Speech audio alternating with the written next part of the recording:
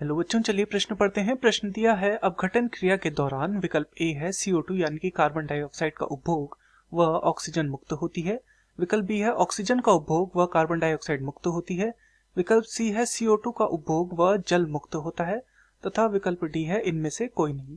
तो इस प्रश्न में हमसे अपघटन के विषय में पूछा गया है, अपघटन की जो प्रक्रिया होती है उसके विषय में पूछा गया है।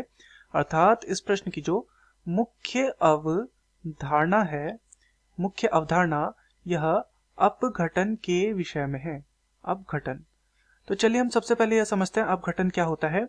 तो अपघटन एक ऐसी प्रक्रिया है जिसमें मृत कार्बनिक पदार्थों का विघटन होता है। मृत कार्बनिक पदार्थ का क्या होता है? विघटन होता है।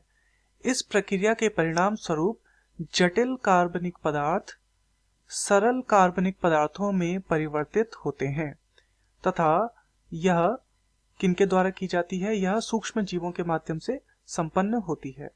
तो इस प्रक्रिया में क्या होता है? जटिल कार्बनिक पदार्थ सरल कार्बनिक पदार्थों में परिवर्तित होते हैं।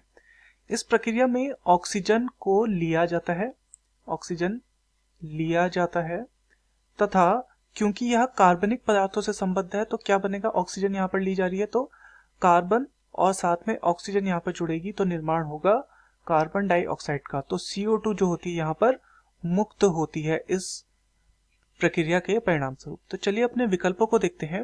विकल्प ए है CO2 का उपभोग व ऑक्सीजन मुक्त होती है। तो नहीं, उपभोग होता है ऑक्सीजन का और CO2 क्या होती है? मुक्त होती है। तो ये उल्टा दिया गया है, तो ये हमारा गलत है।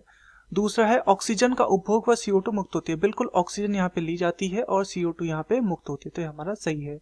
विकल्प सी है CO2 का उपभोग व जल मुक्त होता है। तो CO2 का उपभोग नहीं होता, तो ये भी क्या है? गलत है।